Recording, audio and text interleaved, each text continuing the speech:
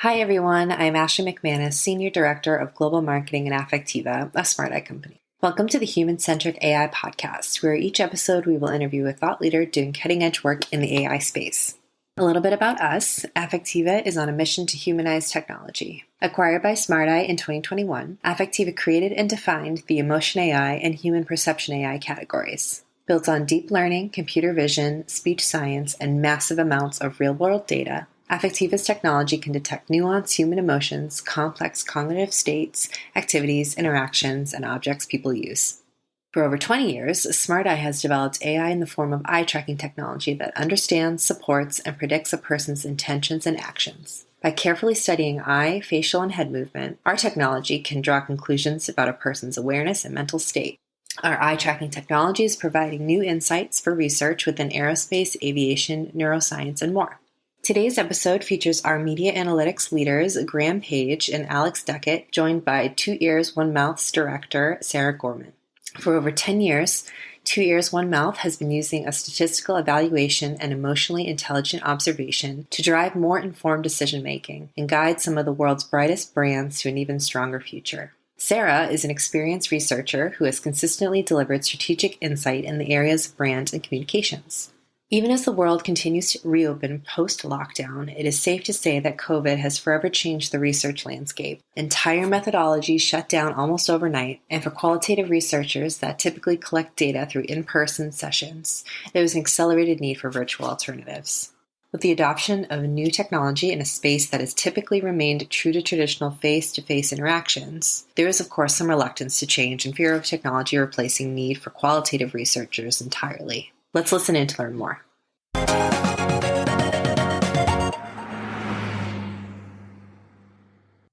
Hello, everybody. I'm Graham Page. I am the Managing Director of Media Analytics here at Affectiva, which is a smart eye company. And at Affectiva and Smart Eye, we're really interested in humanizing technology. And we do an awful lot of work in a number of sectors, including automotive. But the work that my team's responsible for is in media and marketing. And so in the media and marketing space, our work is really focused on helping brands and businesses understand consumers better, and in particular, how they feel, so that they can produce better experiences, better brand communications, and better products for those consumers. So we do an awful lot of work in the marketing and market research industry. And today we'll be talking about how the emotion AI technology that we have is used in one particular part of the market research industry, and that's the qualitative research industry. So I am really pleased to be joined today by two esteemed guests. So we have Sarah Gorman here from Two Ears, One Mouth. Hi, Sarah. Hello. Hi, Graham. And we also have Alex Duckett from Affectiva as well. Hi, Alex. Hi.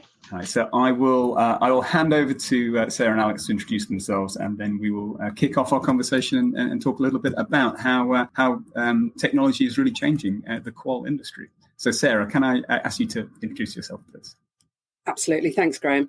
So as said, I'm Sarah. I'm a director at Two Ears, One Mouth. We are a boutique research agency based here in the UK. We specialise in brand and communication research, but our clients tend to really like working with us. So we span wider than that across many different fields, including MPD and innovation and customer experience.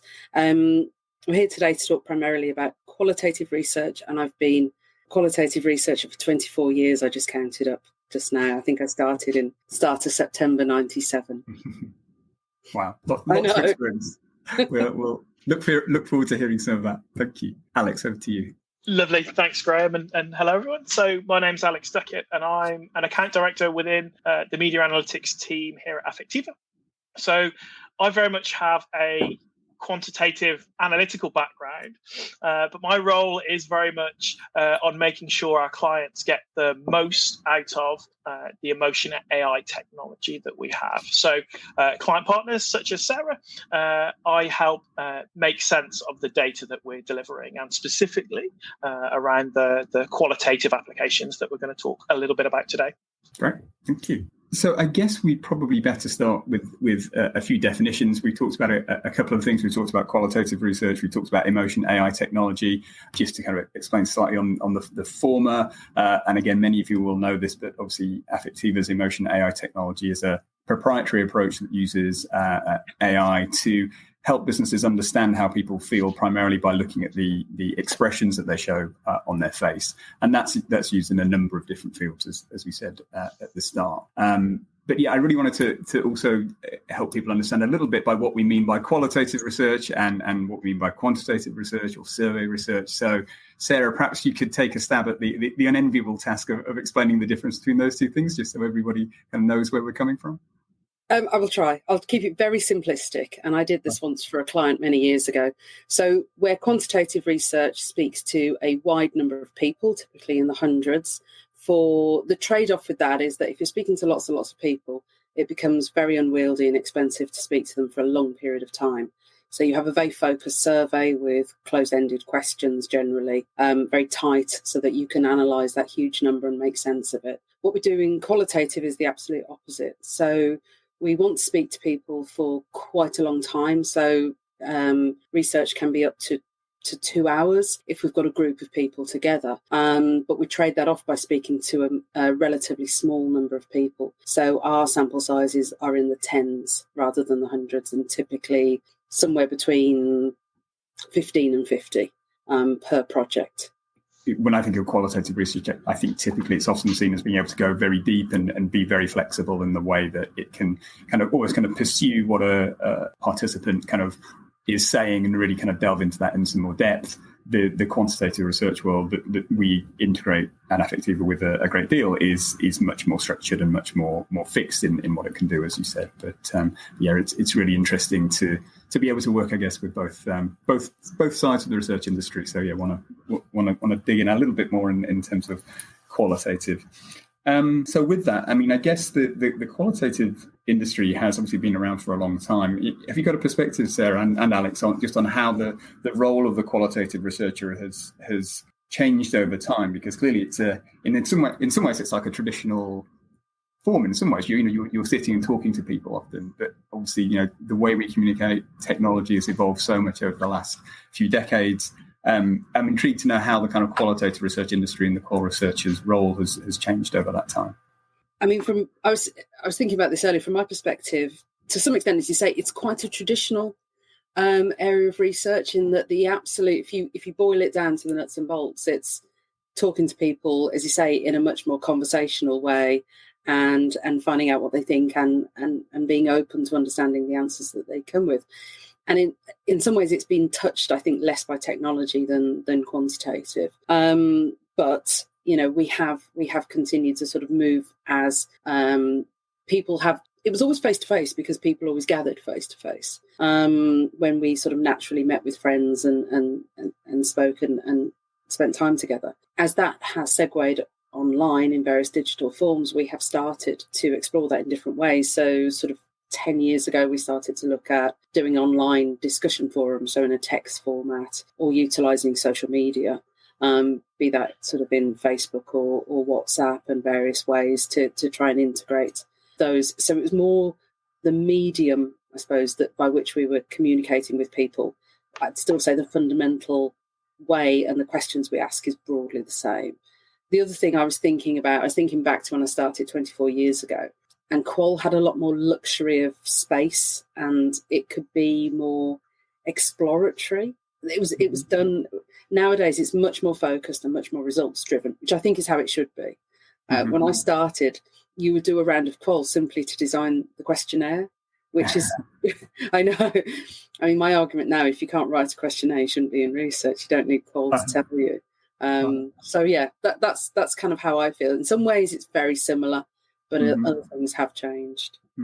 Yeah, I just like that aspect that there's something fundamental and enduring, right, about empathizing and understanding people, and that's not going to go away. That's been there and that remains there. And so you think about the skills a qual researcher needs, and when you talk to qual researchers, this is always evident. They're very good at striking rapport and understanding the depth of emotional response that people have around different subjects. And so I think, Sarah, you were talking about how it's potentially traditional or seen as traditional in some ways, and I think it's because there's that human element that is there and remains there. But then I think, on the other side, like any type of research, any type of data analysis, there is this pressure to need to innovate, differentiate, and potentially use technology, but use technology where it is going to add value and not for the sake of it. And I guess that's the key challenge, right? It's how do we create better insights for our clients, and not just focus on things that are new for the sake of it, but okay, what different types of technology can help add value to that fundamental let's understand people. Mm-hmm.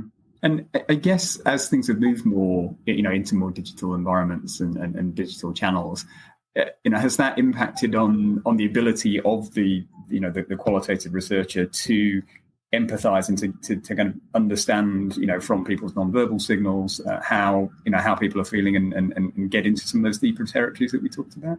Well, I think that was always in some way perhaps one of the key concerns around moving online. So when earlier on we were doing text-based discussion forums, on the one hand, people did seem to feel a bit more free to express themselves and to be a bit more honest. What you then lose, obviously, is all that sort of body language, and understanding the context with which people are saying things, which kind of leads on to the opportunities that the emotional AI can offer when we go back into a face-to-face environment.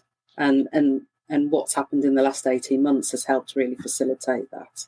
Yeah. So I think that's the key thing. There was almost a fear that while we were able to interact with people more easily, and be there more in the moment for certain things, we were losing some of that context, because we were having to take things essentially at face value without understanding the context of how they were saying it. I think that was sort of one of the challenges, really, that we're hopefully kind of innovating our way out of at the moment. Right, and I'm sure COVID has accelerated a lot of those challenges, right? Yeah, I mean, you ask anyone in the qualitative research industry, and we've all been saying that we should be doing virtual groups for quite a few years. The face-to-face industry and the face-to-face process was so slick and so streamlined that it was sort of harder it was easier to just keep doing the same thing, right? You know what it's like. It's just easier to keep doing what we've done before. And then COVID happened and we had no choice but to work out how to do it and to innovate it. And certainly here at Two Ears, our perspective now is that our go-to is to continue online, and that we would do so. Our position is that is our approach, unless there's we kind of have to have a strong reason to be persuaded otherwise. Because outside of the benefits that we can talk about, perhaps specifically about emotional AI, I mean, I could go on for an hour about how I feel the benefits of it in terms of people feel more comfortable in their own homes. They seem to open up more. They talk to each other more. A bit like, people are perhaps staring at my background and trying to work out what books I've got on the shelf. You're in their own homes and you start to get a sense of that. There's much greater opportunity for diversity and inclusion, and we're seeing that straight away. So there's just loads of benefits that we don't want to lose. Right. And we've all had a crash course as well, right? So during COVID, as you mentioned, Graham, it's, to communicate with family and friends, everyone's had to get on board with, joining a Zoom, joining a Teams, whatever it is. So perhaps some people who are a bit reluctant, or might have been reluctant, have got to grips with it, which means that, that familiarity now exists. Correct. No, I completely agree. It's we're all much more comfortable with this kind of tech now, and I'm sure that makes a difference. So speaking of technology, though, I mean, obviously, Affectiva and Two Ears One Mouth have done a number of projects together recently. Can you tell us a little bit more about some of those projects and kind of why I guess you kind of looked to the emotion AI technology to help with those things? Yeah, absolutely. So we did our first project back in January this year. So we've been running for about 9 months now, and we're at the point again where our default point is why not adding emotional AI. So the key reasons for us, I mean, there was a few things. I mean, we're always looking to innovate as well and to see what's out there and to trial things. But one of the things that we felt that this would really offer an opportunity to do was to help bridge that gap. So much as I think you're talking about the understanding and perhaps the skills of the qual researcher. It's really easy to kind of see, but really hard to explain what it is. So we all have those moments where we know instinctively that somebody doesn't quite mean what they say, or they're being a bit guarded, or perhaps overemphasizing something. But actually trying to explain why we know that is almost impossible. At worst, qual can come across as a bit of a dark art because of this gap between what we see and hear people say in groups and then perhaps what we report back to our clients. And the key thing for us and one of the opportunities was to use the AI to help actually demonstrate those. So I wouldn't say that we typically find brand new insights that we wouldn't have seen before. It's not for that reason, but it's that it's so much easier to show and explain and to demonstrate those. Whereas before you're basically standing up and going, you just have to trust me on this. And that's why sometimes, qual researchers can be very well thought of when you get a loyal client, because they do completely buy into it. But this helps where it's spread out into the wider business, perhaps outside of marketing teams. And also, so many of our clients and the agencies that they work with are very clued up and understanding about, we'll often get questions about, okay, so how are you going to tackle this in System 1? What are you going to do to understand that part? And that's the beauty. I mean, I love nothing more now than having that first conversation with a creative agency and the planner saying, so how are you going to address System 1 responses? And I go, and actually they're genuinely excited about it as well, because they know that their advertising often works through more instinctive responses. So there's really been a lot of benefits. It's always been responded to very positively from our clients. And in fairness, they're paying for it. We're charging for it as an extra service. So it's not something we're lobbing in for free, but they're seeing the value of it immediately and buying it on first projects where they haven't seen the results yet. So it's been fantastic. Great. It's interesting you talk about it's about providing a bit of evidence. I mean, I think back to a lot of the qualitative debriefs that I've seen, and the currency of a lot of those debriefs as being quotes and so on. I guess it's really interesting that this is being used alongside that to then, I guess, illustrate some of the non-verbal cues that have always been really hard to get across, right? Exactly. And I was thinking back in terms of this conversation this evening. I was reminded of a project I did many years ago for Jaguar, and it was a brand ad to launch a new model, and it was a beautiful film, beautiful black and white film with beautiful people in a beautiful location having a beautiful time. And we interviewed lots of people, and some women just had this really visceral negative emotion to it, negative response. And they literally couldn't verbalize it, but you could see in their faces and the way that they were responding. And there was something, it triggered something really primal in terms of something that had happened in their adult experiences. And they couldn't talk about it, and we couldn't probe. You could tell there was something really personal there. And I remember reporting this back and talking, and the MD asking me, she said, like, well, what is it? And I was like, I really can't tell you, because it was too personal. And I thought back that if I could have, that would have been so clear. I think there was anger and there was fear in there, right? Sort of really personal experiences, and it would have really helped to be able to kind of show those. To go, I still can't tell you what it was that triggered it, and they're probably different for each of these respondents, but they're having this common response. Yeah, it would have made it very clear. No, that makes total sense. I mean, you talked a little bit about, it would have been helpful on some of that past advertising research. Can you talk a little bit, Alex or Sarah, about the sorts of projects we've worked on? I know we may not be able to share specific results because of client confidentiality, but it'll be perhaps useful for everybody to hear a little bit about the types of work this technology is being used for. Yeah, I mean, I can. So the first project we worked on was some brand proposition work. So we were showing early stage territories and getting their responses. And when stuff is at a really early stage, and also something like a territory, is you're putting something in front of consumers that they'd never typically see in real life.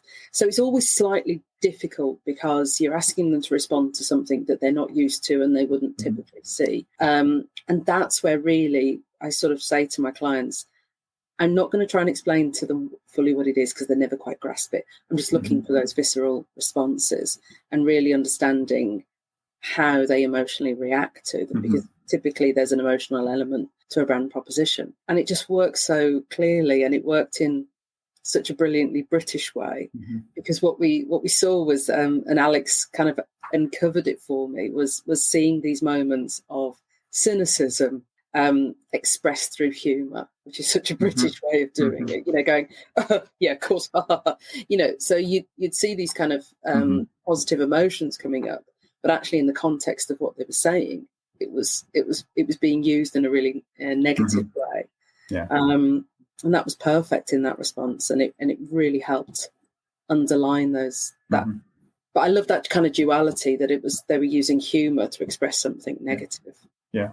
And I think that's where we get most value out of this type of technology. It's looking at some of those subtleties. So as you were saying before, Sarah, it's not saying anything radically different to what you would have pulled out, but it just gives a bit of subtlety and a bit of scientific validity to some of those nuances and the nuances of the response. So I know that sometimes people may think, given the word AI is bandied around in the press so much that our algorithm is going to sort of do the qualitative researcher's job for them, and of course it's not going to do that, but it's that layer that brings out that subtlety and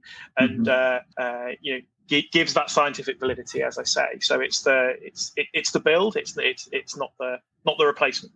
And I think that's I think actually that example is the perfect example of why, as a qual researcher, I won't be replaced for quite a long time, because the nuance, if you were to just put that through the algorithm and give the results back, that would have come back. And again, you'd look at it and go, oh, look, everyone was really positive there. There was a positive emotion expressed. So actually, that's great.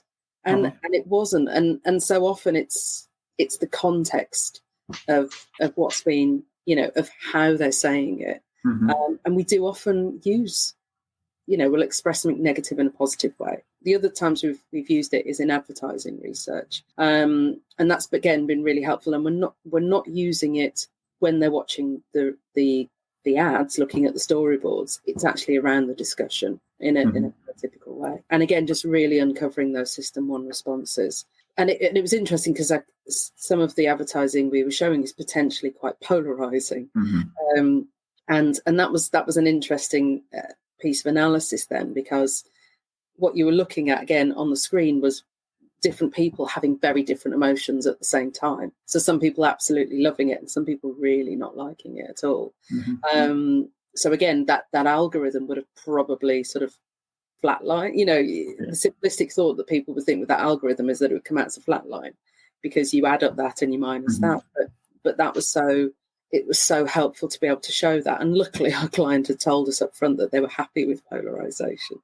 So we could use it in a positive way. But I definitely think it can be used in much wider approaches. That's just more the nature of the kind of work we do. I can't really see potentially a discussion subject where it couldn't add something. You're really trying to understand, as you say, kind of how people feel about a subject. Having these responses is always going to be helpful. Right. No, that's really helpful and a useful perspective. But I did want to pick up one thing you said, Alex and Sarah, just around, I guess, there's almost a sense occasionally that, this might be a replacement for the qual researcher or in some way kind of a bit of a threat to the qual researcher's skill. So, Alex, perhaps you can comment a little bit on kind of some of the barriers that we've seen when we've talked to some qualitative researchers about this technology, because I think sometimes there is a bit of a fear factor here that's perhaps worth us discussing. Yeah, I think there is. And I think part of it is healthy, right? Because, we're all habitual to an extent in our roles and our processes and how we do things. And so anything new, absolutely it should be scrutinized through the lens of, well, how is this going to make things better? How is this going to add value? So I think absolutely that there's some scrutiny there around what this is going to add. I think perhaps though, once you then get into the depths of, well, this is actually what we're doing, this is what we're adding, and that, at the heart, all we're doing is simply processing through our AI the recording of the video that you've captured anyway. So there's nothing new that you need to do that will trip you up. It's the processing of the video file through our emotion AI. So there's an ease factor which can overcome, I think, some of that reluctance that is this going to be complicated? Is it going to add a layer to setup that I don't want to go through? Because it should be easy. It should be human, the whole process. So I think there's an ease of getting things going. And then I think the other one we've talked about a little bit already, and that's, is this going to potentially replace what the qualitative researcher is doing? You're trying to deliver data from a qualitative process. And, I don't think anything could be further from the truth, really, because there is a wealth of data that we create. But then when we go about analyzing that, it's in a way in which we can, highlight some of those subtleties that we've spoken about. So it's about, bringing to the qualitative researcher, such as Sarah, look, in this moment, X, Y, and Z were felt, and to this level of intensity, how does that marry up with your analytical process? Is that something that can add a subtlety or add a reinforcement? So I think once you get into the details of what we're actually doing, I think we can overcome some of those barriers. But I think that, as ever, the value is then seen in the output, in the debrief in the presentation. I think sometimes there's, just as you were saying that, Alex, it kind of struck me, and apologies, I don't necessarily have the answer for it, but maybe we should see if we could work it.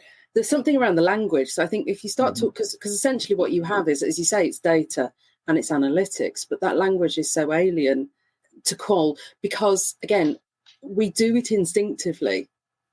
Our respondents are data. What they say is data, and we sit and analyse it.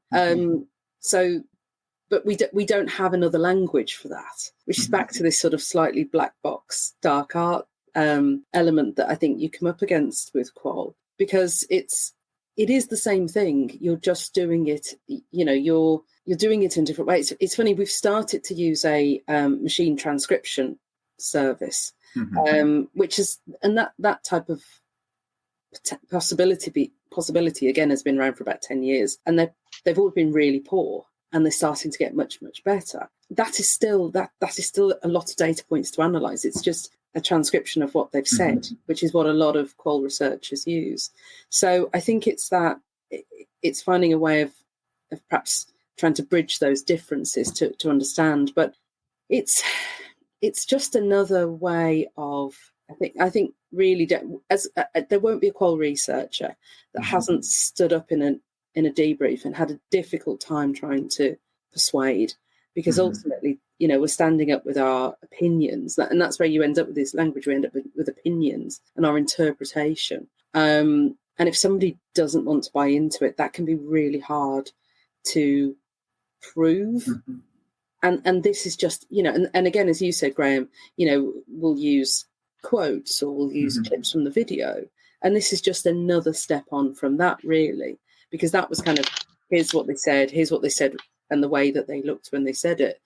And now you're just layering on the next level. But because it always requires the context, I'm not worried about being out of a job. I mean, eventually somebody will work it out, but we've got far bigger problems than whether qual researchers have a career at that stage. Yeah. But until then, yeah.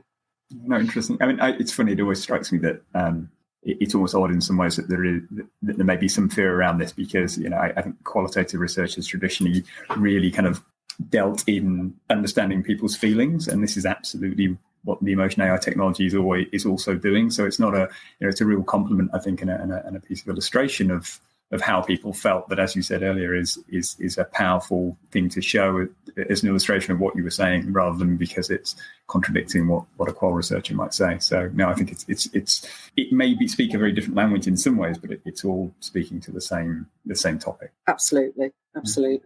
Look, this has been great. I'm going to close the conversation, I guess, with one final question. And again, Sarah and Alex, you both kind of alluded to this earlier. That the work, I guess, that we've done has tended to be on, brand positioning and advertising, early stage advertising development work. Is there any other kind of form of qualitative research or form of research that you think this technology, could or should be used in more widely, having worked with it in the way that you have?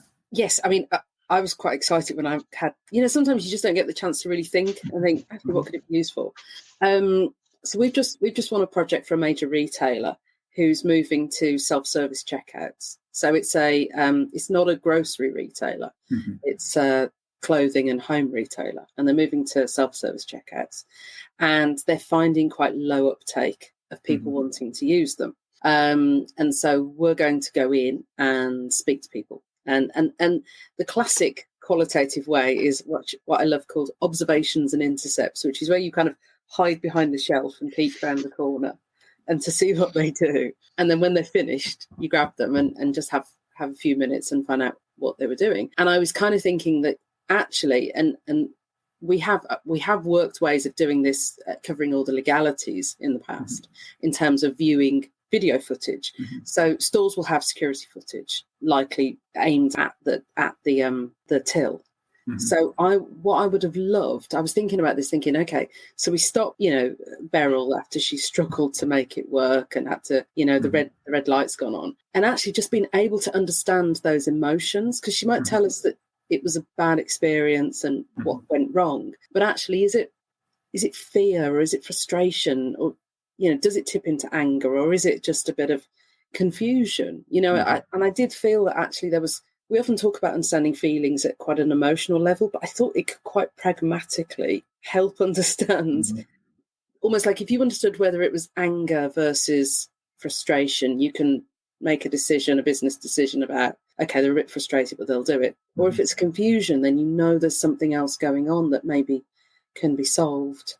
So that was my kind of the thought I had in terms of being something really different and not even within a group or a depth context. Yeah, no, that makes sense. Alex? Yeah, and I guess just to build on that, so from a sort of wider customer experience point of view, we have seen value where, a respondent or a consumer has consented to our tech, and then they've just often filmed themselves just for sort of 30 seconds in that vox pop style of interaction.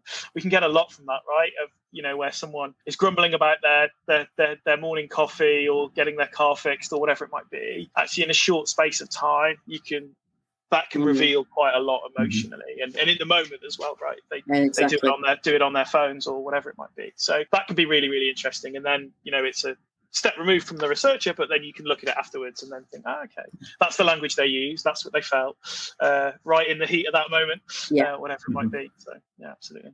Yeah, I think there's really exciting opportunities in that respect. And that's the good thing about the technology is, my understanding is that so much work through the automotive part has been done to capture that they don't have to be looking perfectly face on. It doesn't have to be perfectly lit. You can cope with quite a lot of reality and still be able to put it through, which is really helpful. Absolutely. No, I think there's all sorts of applications. Again, obviously, we need to ensure people have got consent and are given consent and so on. But there's all sorts of very real world applications where this can really help understand the experience that people are having. One very final quick questions, just in terms of obviously, I think the partnership's been very powerful so far. Are there any kind of further thoughts on kind of what the next steps are in terms of the businesses working together? I think mainly, I suppose, in the ways that just spoke about, actually taking it outside of the group context and seeing, how else it can be used. Because I'm now excited because one of the great things, the other elements that we can do is kind of one of the digital benefits has been to move ethnography into an online and digital context. So people recording themselves, a real value to being private and on their own and capturing things in the moment. So I think the opportunity to then augment that with emotional AI is really powerful because quite a lot of what we're doing in groups and balancing off is asking people to talk in a more hypothetical way or a considered way and thinking back to that time, or if you did this in the future, where actually being able to understand the emotions in the moment, I think could be really, really strong. I'm very excited to kind of explore that. And then I think from the Affectiva side, I think it's great that having Sarah as a client that just wants to pick up the tech and think, oh, how could this add value here, and be really innovative with it. I think it's, it's learning through doing, I think, in this space. So, you've got to sort of try things out and see what they say. And often you don't know exactly what's going to come out. But I think, if, the 2 ears, 1 mouth guys are on board with doing it, and obviously they get their end clients on board, then it's great to just see what we get, see where it goes, see what insights we can get from it. Agreed, Nan. And it's been great working with you, Sarah, and the team at 2 Ears, 1 Mouth. It's been, as Alex says, been really interesting to see what you can do with the technology in this space. So thank you for that, and thank you for taking the time to share it today. So hopefully everybody is interested and fascinated as I have been by hearing those perspectives. So thank you again for your time. Thanks again, everybody, for your time. Thanks, Alex. Thanks, Sarah, so much for the conversation. It's been great. Thanks, everyone, and goodbye. Thanks. Bye. Thank you. Bye-bye.